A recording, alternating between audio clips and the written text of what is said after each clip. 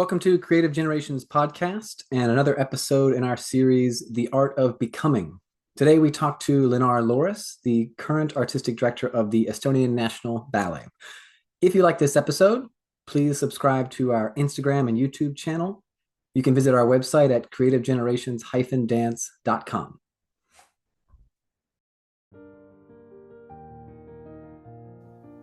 What is Creative Generations? What makes it so unique, so needed? And what do we do? An organization created by dancers, we are a team of professional dancers and top wellness experts in dance nutrition and mind-body health who are fully dedicated to helping you thrive. Join Creative Generations and immediately have your own team of mentors and experts supporting you. And I feel like there's a void in the dance world that no one wants to talk about, and this program is that, if that makes sense. Even if you're perfectly fine, there's still like podcasts you can listen to that you can experience breath work. Like there's always something to work on, even if you are in a good spot. Okay, Linnar Looris, welcome to the Creative Generations podcast. Thank you for being here. You are a former dancer with Estonian National Ballet, with Birmingham Royal Ballet, and with Houston Ballet, where I know you from. And you are the current director of the Estonian National Ballet. Thanks for being here, man. Thank you. And hello, Rhodes, and hello, everyone who's watching or hearing this. Yeah, so we're doing this series where we talk to artistic directors about not only your role as an artistic director and how you got there, but also trying to demystify the audition process, the hiring process for especially the younger dancers out there. Before we get to some of those more audition specific questions, I just wanted to start with your background. How did you get started with dance? How did you decide that was going to be your career? And then how did that become the idea of becoming an artistic director? Was that always in the cards, or is that something that just kind of happened organically?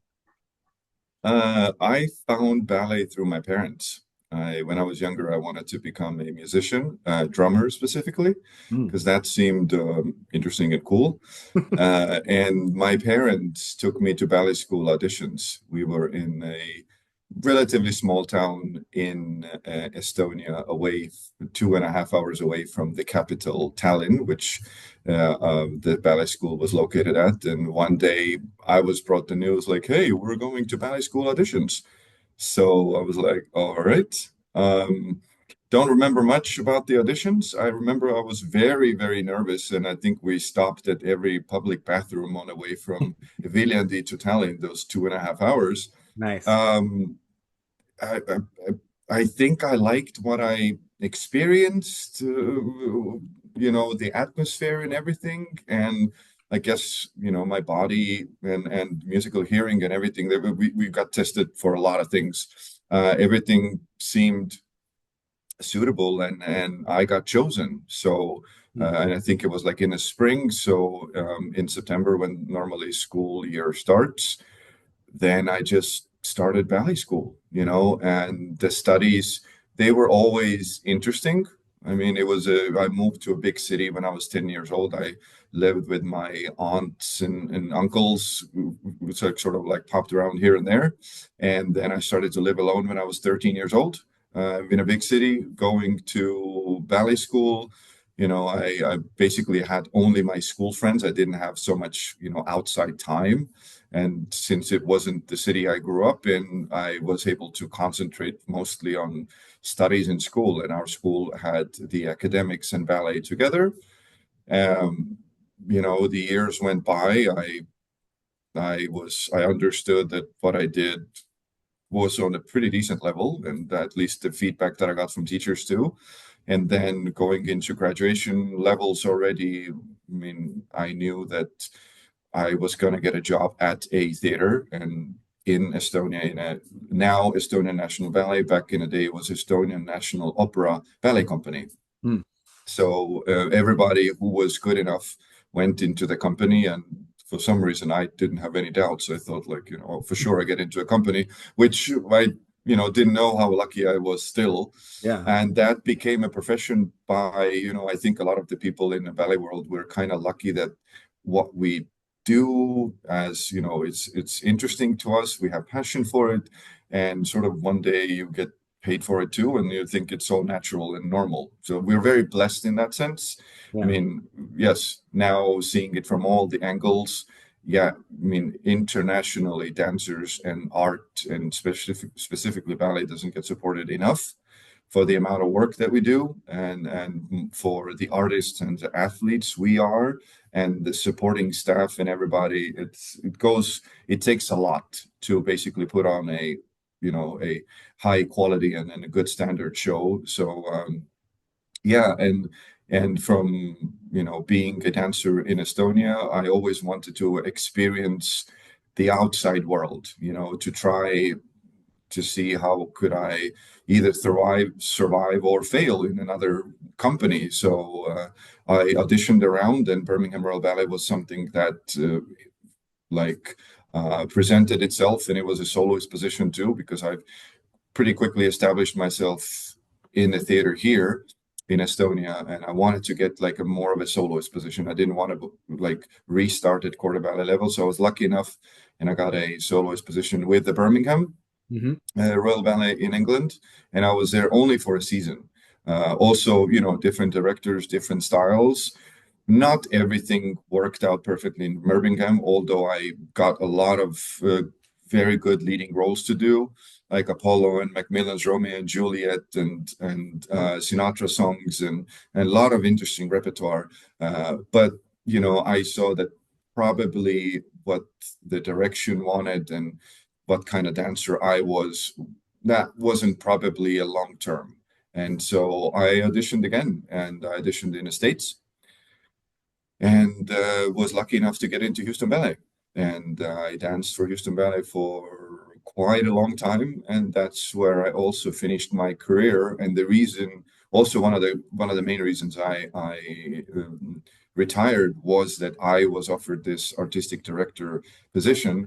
Like, I was also lucky enough that I was able to guest perform in Estonia periodically for galas and different productions. And I the theater management knows me, and I know them, and we periodically have had discussions about the future plans and everything. And I think at some point they started to more seriously interview the possible candidates. And since it's being a national theater too, they would ideally want to choose somebody who knows the theater, who knows the language, who knows the culture, who is also connected with the world enough that could take this ballet art form in this current theater forward. And they offered to me the job. They were interested. I guess they liked what I had envisioned, or what I had to say about this, and they offered me the job. And this is something that anytime you would apply for an artistic director, they would ask, what's your experience? Hmm. There's no school, there's no nothing that will give you a ballet artistic director experience. So you just need to start doing it, because being a coach, it's not enough. Being just a rehearsal director also is not enough. It's very, very different. So I remember I read an interview with Helgi Thomasson, because when I accepted this job, it wasn't easy. I was like, oh, should I do it? Should I not? And I remember reading an interview with Helgi, and he said, like, just roll up your sleeves and get to it. Yeah. And like, you'll see, either you make it, or you're not going to. I had in mind, like, what I wanted as a dancer from my international colleagues. I've had good leadership, good mentors. I've had good bosses and not so good bosses. So I promised myself, like, I'll try to do everything that's reasonable and good. If it's good for the dancers, I'm going to do it, and try to avoid the mistakes that maybe others have done. There's no perfect leader. I make my mistakes too. We're all human, but at least I've committed to progress, and not shying away from improving. And that's what I think the dancers and staff and everyone in our organizations and in our business should do. Just strive for improving. And sometimes it's very hard. It's very, very hard. Tough conversations, tough realizations. but I think that is the way forward. Yeah, I like that you I mean you got that advice from Helgi just to get in there and start doing it. Yeah. So a couple of things I took away was number one, you lived by yourself at 13, Yes. which is crazy. I had kind of just started dancing when I was 13. But also I love the confidence that you had to be like, I'm gonna get a job. Because I did the same thing with Houston Ballet. I graduated high school. I didn't audition anywhere. I was coming to Houston for the summer program and I was like, I'm gonna get a job.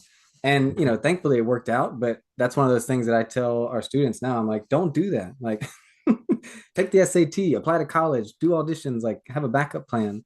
But I think it's great that you went in with that kind of confidence and that self-assuredness that when you did go to Birmingham and it wasn't working out, you were like, all right, let's make a change. Yeah. You didn't just kind of settle in this role because it was a great company, because it was, this prestigious position. Hmm.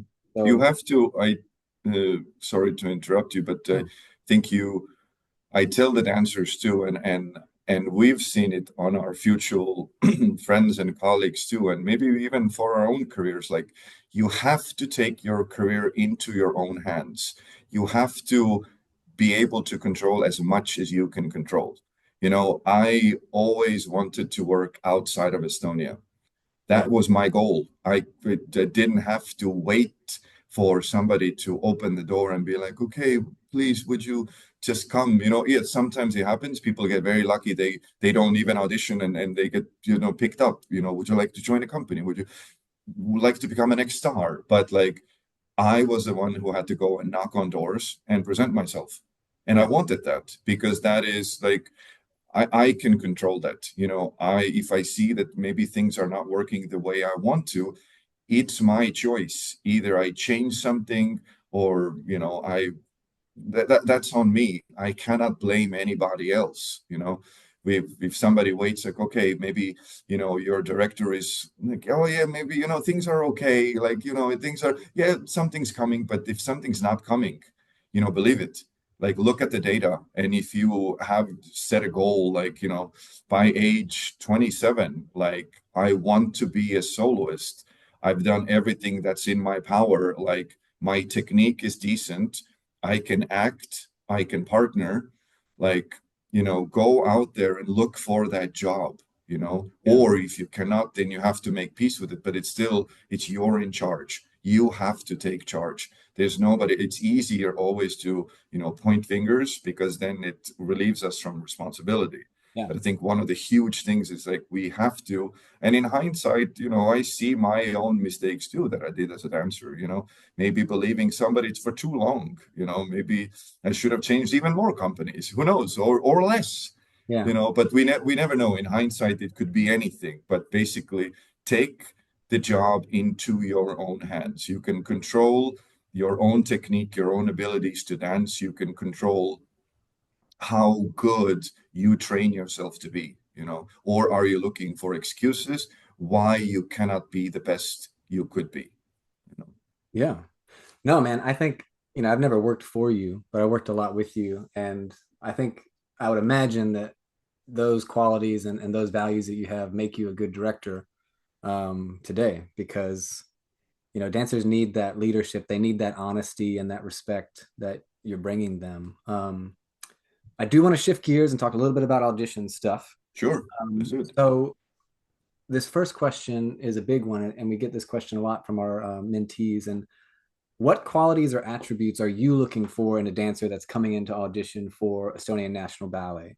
And what do you think shapes these qualities and attributes that you're looking for? Is it stuff that you found yourself being good at as a dancer, or things that former directors were preoccupied with? What do you think shapes that?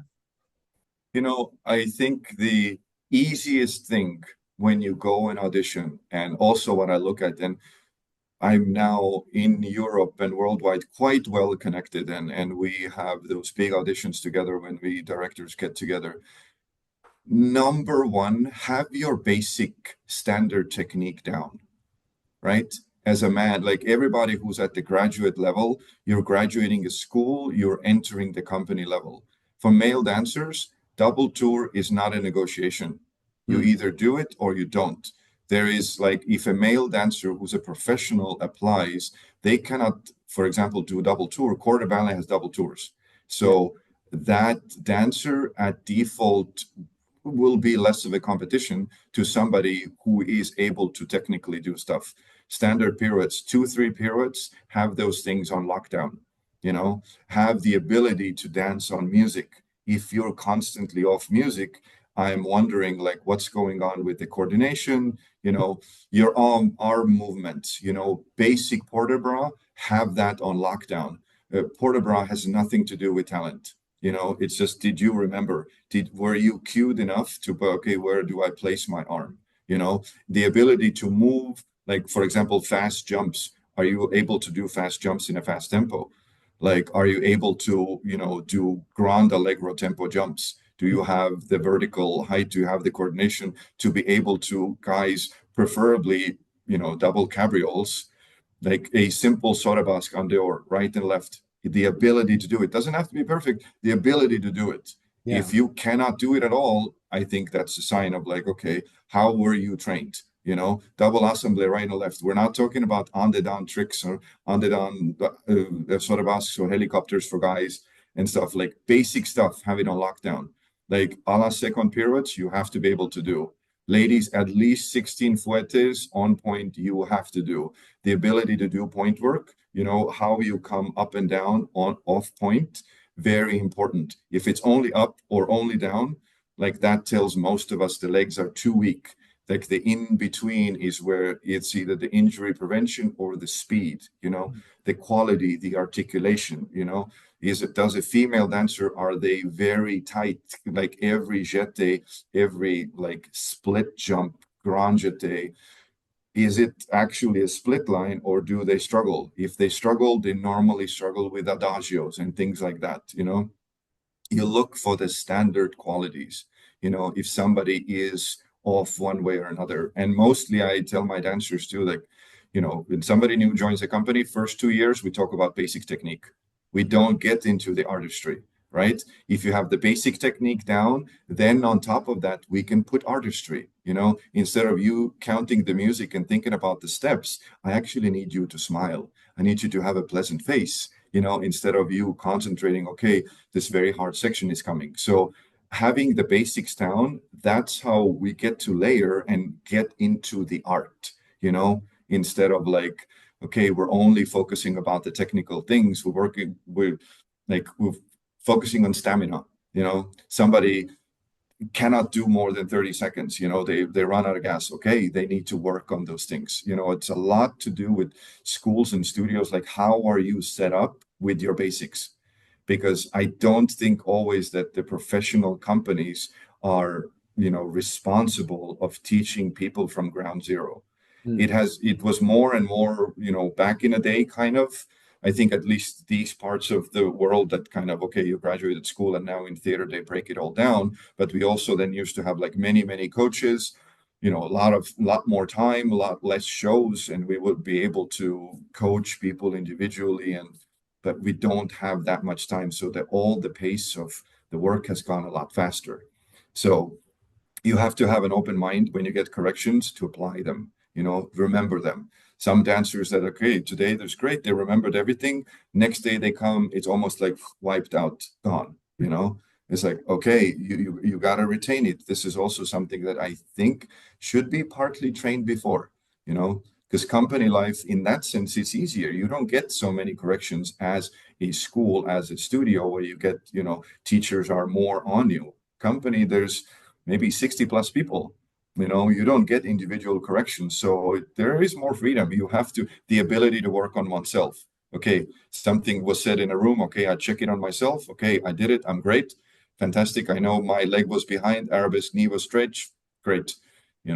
So that open-mindedness of like, hey, I want to improve. I actually remember what I'm doing. And we actually see over time the progression and the results. It's and the passion, you have to like it because it's gonna be hard. You're gonna be sore. Like it's gonna new ballets is gonna rock you like a different kind of movement and style a little bit. Like it's gonna rock your body. It's you gotta love it.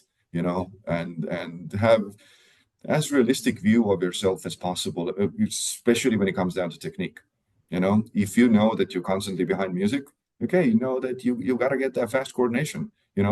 Maybe you start that bar work fast. That's where you don't do hard stuff, do easy stuff fast, that your body gets used to it. Somebody is like, okay, big jumps are hard for me. Like I gas out. All right, you gotta train stamina. The ability to self-analyze, to like I ask dancers on my auditions and interviews too, like, what's your workout regime? Like, how do you take care of your body? To see like what's going on under here. How smart are they? Are they doing something extra to make themselves even better than they are? Someone's like, yeah, I have a regular gym workout. I know what I need to do. I want to get stronger. I want to be a better partner and everything, something to help you along, Yeah. even when, do you have a cool down regime? Do you know something about like recovery and stuff? So you want to uncover as much as possible, because you want a healthy dancer and you want them to do everything that is in their power, because we support them. That is our role. We're not there to only demand. We're supporting them that they could realize their potential, and we are there to coach them that too. And hopefully they understand it, that they want to do it too. There's some dancers who might be comfortable, don't like corrections, don't like it feels like, oh, I thought I was perfect. Yeah. No, there's room for improvement. Everything is to improve what you're doing, not who you are. That's very important. That ballet, sometimes we get it wrong. It's like, oh, that step could have been better. Oh, well, I guess I'm doing everything wrong. Like, oh, I guess I'm wrong. No, we're only correcting what you're doing. Not we don't. If you don't show up for work, if you don't communicate, like, then we can go like, hey, listen, there's some other things going on. We're assuming that, hey, you're struggling with something. But it's not Then like it's it's not a personal attack if you're telling somebody to yeah. come play. No, absolutely not. It's to improve them, because it's proven that to do ballet turned out, it is easier and better. I mean, bodies don't want to be turned out, but ballet is better done and safer done, turned out and correctly. So I'm looking somebody who has their basics down, open mind, who would like to work, can retain stuff, and who is taking care of themselves too, making sure that they can be the best dancer, that they have some ambition. Yeah, I like that you mentioned that, we're here to support dancers and you're there to support dancers, but you also brought up accountability, which I think is important. And Mhm. I think it's something that gets lost. I think Mhm. to your point, a lot of dancers come in the studio and they just show up and they could have all the passion, all the talent in the world, but if there's nothing going on behind the curtain, Yeah.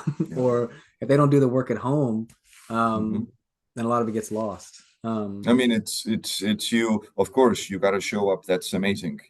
What the company life does, it's like, if you keep showing up every single day when you start a professional job, if you keep doing that for like, first 2 years, a lot of good things is going to happen, because a lot of people struggle with showing up every single day, because it's like, oh, today I'm tired. Oh, I cannot do this today. Can I take today off? Can I take it? And of course, we support that too, because they're all adults. You're responsible. Okay, you're hurting today. Okay, you're not going to dance today. I believe that.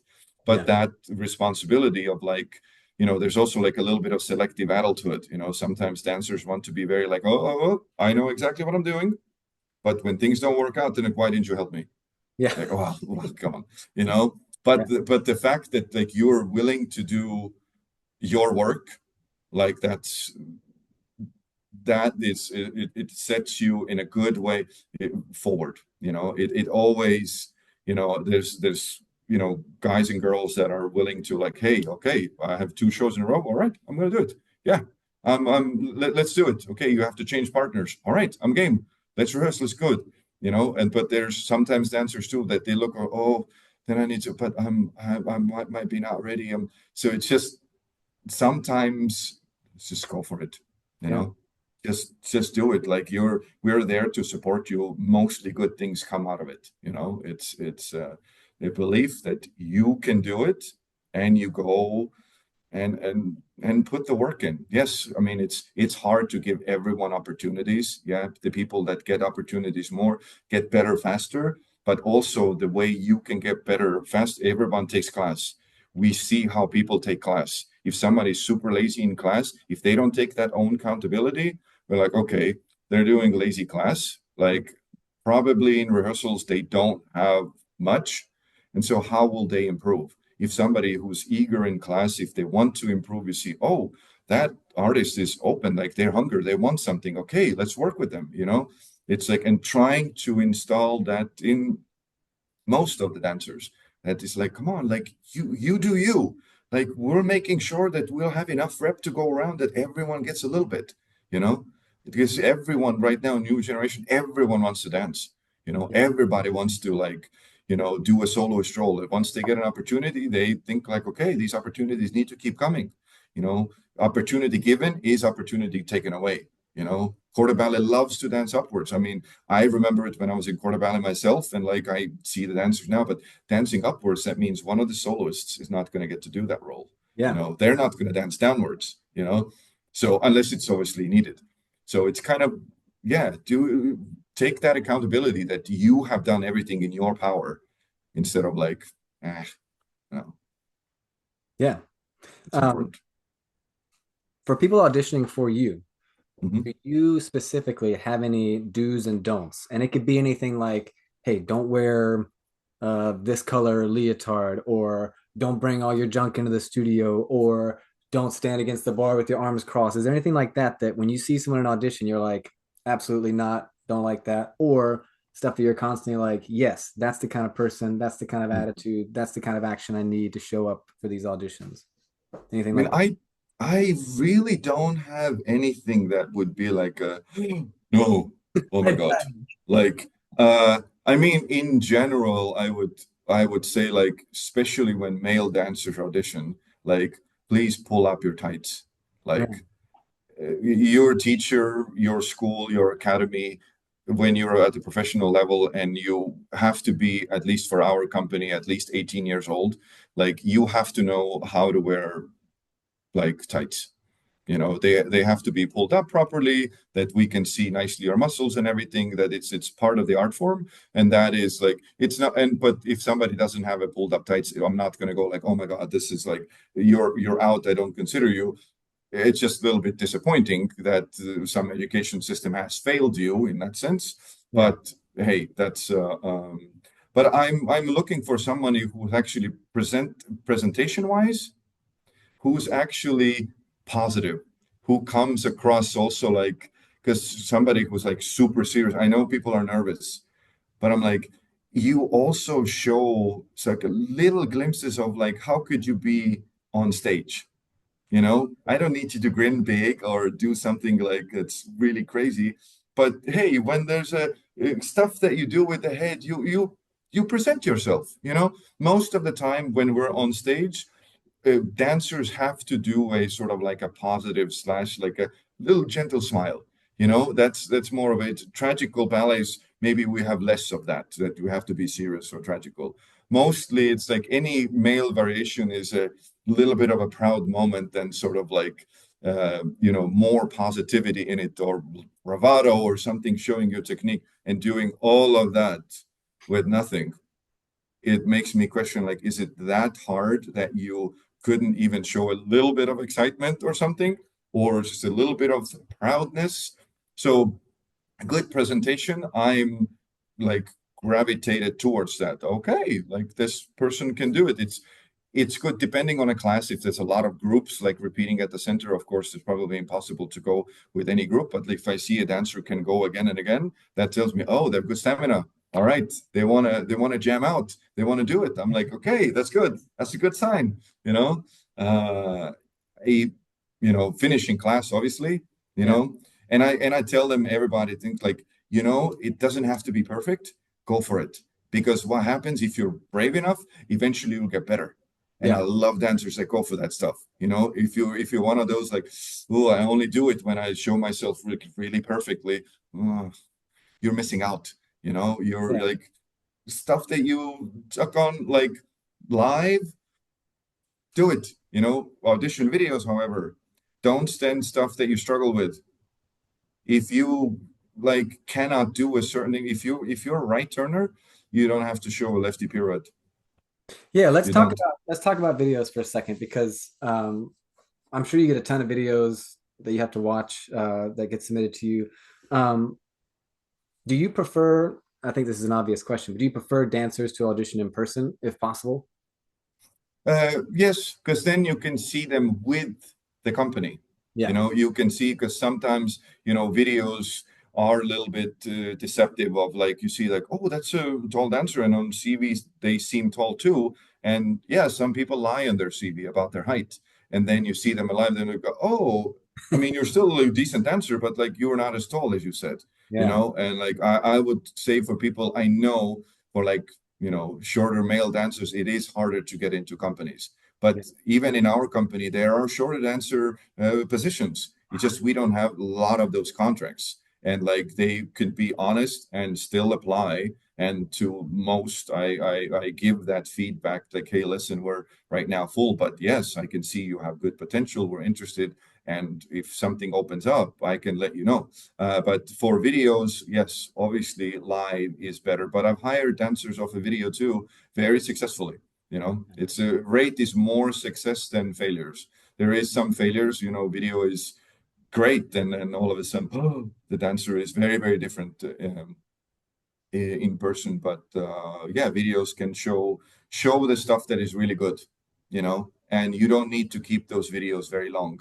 We get a lot of those videos couple of minutes if you have a variation. If somebody does just contemporary stuff, if you apply for a classical ballet company, we mostly ask you a classical variation first. Yeah. Like I want to see contemporary because I want to see how you move in something different, just your body awareness. That shows me what you can sort of do besides ballet. But have a classical variation or at least a center work that features your female or male technique, showing big jumps, small jumps, turns, some coda turns or jumps, something like that, preferably in like different tempos, like small jumps, do them a little bit faster, petit allegro, yeah, Yeah. do some beats and stuff so that we can see that you have the basics down, basically. You don't need to send long bar work videos. I only look at bar work when I see like center, somebody's a little bit struggling too much. And I'm then wondering, okay, do they do the same at the bar, for Yeah. example? Although live, I do like watching people take bar because that shows like how their awareness is at the beginning of the class. If bar is sort of, okay, then normally those dancers have limitations in the center too, you Yeah. know? Um, Um, is there is there a specific order that you like the videos to be presented in? Like, do you want them to throw that variation right at the top, or does it matter so much to you? I mean, if you have a performance material that, I mean, you could start off with that, you know. I think as a dancer too, like, I mean, show your best stuff. Ballet company will eventually want to see ballet technique.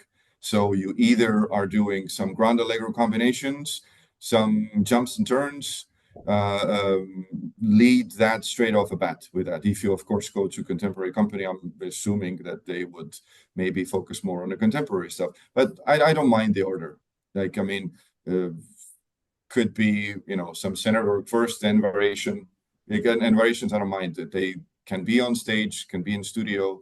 I, I'll be able to see like if the dancer, has the basics down. Even if they have the basics down, the height fits, we normally invite them, you know. Nice. But basic technique, you have to have it down. If you fall out of pirouettes in auditions, like on the audition video, that's limitation. If you cannot do double tours clean, like, they can be maybe not perfect, but like, some people don't rotate fully. Some people land and then have triple landings and things like that. That's no, sorry, you got to do them clean, Yeah. as clean as possible. Because corps de ballet work involves double tours. to fifth, to the knee, back to croisé, to the effacé. Like you have to do like, we've just had in a rep suite en blanc. Ladies have to be able to do piqué turns. They have to be able to do fouettes. They have to be able to, some dancers, sometimes say like, well, why do I need to do all these things? Like, I'm not going to go on stage and do like fouettes or piques necessarily. Like, first years I just stand, as a swan or run or something. But like, because that you show us that you have the basic training down, that when it comes down to it, you could do it. Yeah. Otherwise for standing parts, what we're going to hire people that just have nice legs and feet and then they cannot do anything. No, all companies are not that big that we can just get people that are super pretty can just stand and then you have the rest of them who dance. Yeah. You have to do both. I know I was on Otherwise, I don't mind. the looking pretty part. That was my forte. Mm. So you danced in Europe, you danced in the States, you've worked in both environments. What are the differences you find with not only the dancers in Europe as opposed to the States, but also just the cultures of the companies? And is there any advice that you would give to somebody that's looking to make a jump to one or the other and how they could fit Well, in? the biggest difference is between US and Europe. It's the block system, how the repertoire has been played throughout the season. Hmm. US has more block systems. There's a rehearsal period, performances, another rehearsal period, performances. Europe, the season starts, you start performing, you're rehearsing, performing while rehearsing, performing while rehearsing. So all the rep changes all the time. We do like two, Intertwined. three, four ballets. Like, okay, we play one like 6 times over 2 months while we do the other one, while prepare third and fourth one. So the repertoire changes. So that is like a little bit individual. I've experienced both. I can see pluses in both. Doing a block system in the US, you really focus on one thing. Now with that focus, you can kind of get like, oh my God, I'm already done. Like there's nothing in me. I've repeated it so many times. It's beating a dead horse. Yeah. That's why the second weekend after the opening night and stuff, second weekend is always better because you come to it fresher. Now in Europe, you have like 1 week you can have Romeo and Juliet, and then you have a Forsyth work. Romeo and Juliet day in between Forsyth work. Okay, you had to, different styles, or you go from Swan Lake to something like super contemporary. So Yeah. you have to. There is variety. So for your mind, it's like, oh my God, yes, it's different. Sometimes for body to change it over, and mind too, depending on a person, it's going to be hard, to constantly change. So there is variety, but you're on all the time. You have an evening show. Okay, in the morning you rehearse. Yeah, the next day you rehearse too. So the wheel keeps going all the time. So I mean, I could survive in both systems, and you find your way how to thrive. Like for example, in the US, the show days were at times longer, and then you have a shorter break before the show. Like in Europe, like in our company, like the show day is, for example, shorter rehearsal day, and then Hmm. you have a longer break so you can, sleep, eat, whatever your pre-show things are. You can go like sort of more freely into the show. Kind of you can go home, you can relax, and you can like restart for the evening. Some people like that very much. So that is different. As far as like the dancing styles and things, I think everything is becoming like, in enmeshed. Yeah. There's no, like, oh, only we do like, I don't know, Eastern Bloc Vaganova style stuff. No, those styles are getting so blended. You have to be able to move anywhere. I think what is big plus in American schooling is like all the dance styles are introduced quite young. So you're introduced to many things. A lot of people do like jazz competitions and stuff. What that does, that gives your body the ability to move. So, and being like having the more Balanchine style, which is Russian school in America in a style of Balanchine, like that's faster. That's faster pace. That goes together. Like, if you do slower, more methodical schools and stuff, you get to that speed later. So American dancers in general, they're quite versatile, they're quite fast in movement because just the rep and just everything is introduced faster. Some very rigid schools can be like, oh, we need to follow a program. We only introduce certain things at certain time. God forbid you do something too early. I am not in the support of that. I think as many styles the dancer can experience, it's going to be better for them because it's going to make them better. Yes, you cannot, dig 10 holes and everyone reaches water. So you have to specify in something at some point. But when they're younger, expose them, have them do a little bit of jazz, have them do a little bit of a contemporary, then you have them do ballet. So make them move. We want to move. Bodies that move, they can normally produce good results. And then when you want somebody to be very specific in ballet, okay, prioritize that training a little bit more. And culture wise, I mean, there's international dancers like everywhere. We Yeah. have, a lot of Americans too. It's, in Houston, like we had an international company. I mean, I think dancers in general are nice to each other. I haven't yet been in a company when you feel like, oh my God, like dancers are really mean here. Although people that have auditioned for us have said that they love the atmosphere.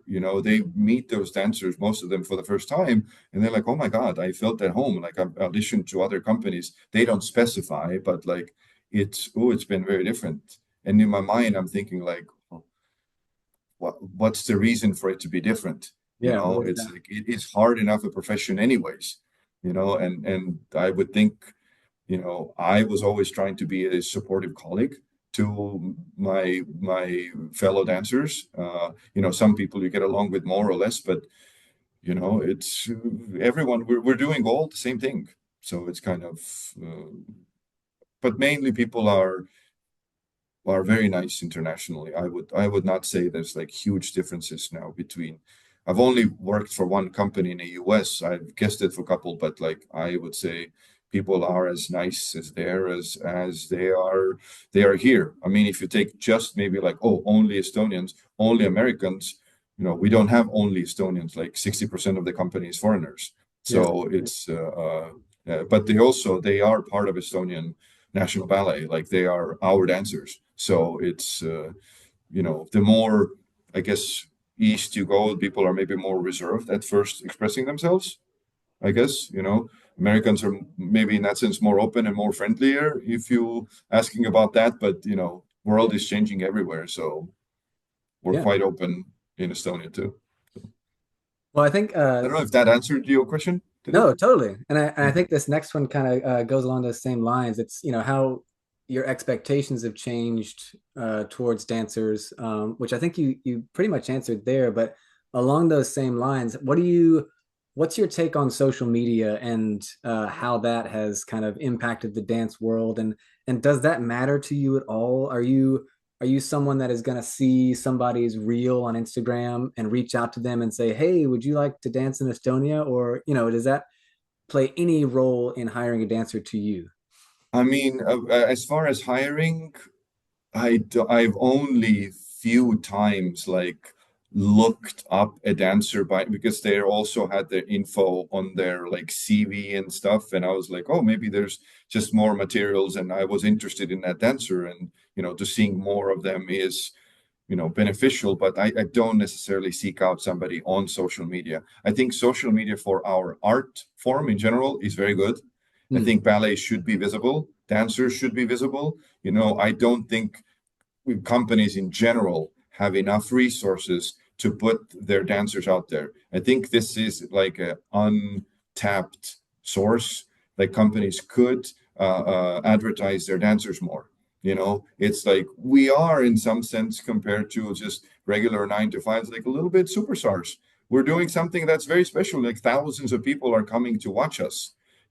Periodically, we are in front of tens and thousands, throughout our careers. So companies should advertise their dancers more. I would recommend, if it's a dancer, put presentable materials out there. This is also your online presence. Like you are an example. Somebody is looking up to you. Any dancer, however your behavior is, somebody's looking up to you. You don't know who you might inspire or who you might be like, oh, they don't do it, so I don't need to. Oh, I thought I needed to, show up. So social media could be used in a good way. I really support that as far as this art form goes and dancers making themselves visible. Like in Estonian National, like we actually started our own like Estonian National Ballet Instagram account because Estonian National Opera has its own when we have presence in there too, but again, not enough. So like we little bit took the resources into our own hands and started to, post ourselves all of this as a, ballet company, having a separate from the opera a little bit, although still being in the same house. Yeah. So I believe social media can be very, very good as far as using it properly. What was the first part of your question? Yeah, Well, we were just talking about how your expectations have changed for dancers. And I think you kind of answered it when you were talking about dancers being more versatile and getting exposed to different styles early on. And, mhm, I think that is something that's evolving these days as opposed to back in the day. You mentioned like the Eastern Bloc mentality, that, all the companies now are so international and their styles are so mhm, varied that, yeah, it's becoming more important that people are versatile like that. mhm. Yeah, Um, I mean that's the success for you because different choreographers have a little bit of this and a little bit of that. They don't have like only just, one straight cut. And the more you can move your body in different ways, the better it is for you. The more susceptible you are to good casting, getting cast all the time. yeah. Yeah. Um, yeah, I remember when we did the push at Houston Ballet for social media. I think it was like 2013, 2014 when Instagram was pretty new. And yeah, it just changed the landscape of the company. So I agree. Hmm. I think the more we can expose ballet, dance to the masses, the better. But Hmm. to your point, you got to be careful with, your own accounts. And I think that's so wise how you bring up that someone's looking up to you. I Hmm. think a lot of people forget. Always. We in our profession, we don't know how many people we inspire. That's also the sort of bittersweet thing of like we actually affect a lot of people in a good way. They come and they like our art form. Like if there is a green room event or meeting the audience afterwards, yes, some of them can come there and they can literally tell that appreciation. But I'm sure there's a lot more people who are like, oh my God, like Rhodes danced fantastically. That guy was amazing in this ballet, right? But you'll never know about this Yeah. because they're just not the people that maybe they don't reach out, they don't do social media, they don't go to green room events. You'll never know it. So I'm like, there's somebody who like you made their day, So and true. like for that, like I am so thankful for every dancer for putting themselves out there, and it's stressful and it's difficult and it's like financially sometimes not that rewarding, but you do it because you love it. It's too hard of a profession to just do it like, oh, well, I guess. Yeah. Or when you do it like that, you won't last very long, because the depression and the negativity is going to eat you up and you cannot be at the really high level. So we are doing a lot of good with our art. That's why it needs to be visible as much as possible. And then people are more easy when it's closer to them, they're more easier to give feedback. They're like, oh my God, it's awesome. I like it. Let's make it normal, like men in dance. When we see men dancing, that becomes normalized, men expressing themselves through dance. Doesn't have to be a certain sexual orientation, doesn't have to be like, oh, I like love to be on point or something like. No, dance is because men have their place in dance too. Men can be on point when they're very good at point. Same thing. Well, it's open to everyone. Yeah. Have to be at a very good level for do it. Yeah, to bring it to people. Yeah, I guess that leads into the next question about diversity and inclusion, and how does your company approach that? And do you have any advice for dancers that feel like they have an underrepresented background? I think you touched on the, getting it out to the masses, getting it out to maybe more communities, I think could be a way to approach that. But what are your thoughts on that? I mean, for us, like I never really look at nationalities or anything as far as the dancers going, the hiring process. Like I'm looking at the dancer. If Yeah. they're a good dancer, and if obviously I have vacancies, then then I make them an offer to join the company, and like hopefully that works for them too, and we can collaborate. So I don't have anything like, oh, like there's certain dancers I don't hire, or certain dancers are better than the others. Like trying to ideally strike a balance in everyone. It's like I know that even height might be like indiscriminative. It's nobody's fault how tall they are. As I mentioned earlier about like shorter male dancers, like everyone's looking for tall male dancers. I said, yeah, there's more limitations like for a shorter dancer. So yes, they might always feel like injustice that their height is going to limit them. Maybe they're very good and they cannot get the same opportunities. Yeah. So it's but tall ballerinas at the same time. Tall ballerinas need tall male partners for able to do all that repertoire. We're not normally pairing up with somebody who's she's tall and he's super short, and they have to do the hardest parade. Like if anything, would be the other way around, kind of. So no, not discriminating against anyone. If and age-wise too, I know maybe some companies already look like, oh, when you get dancer in their 30s, like you might not get a lot of mileage, so to speak, out of them.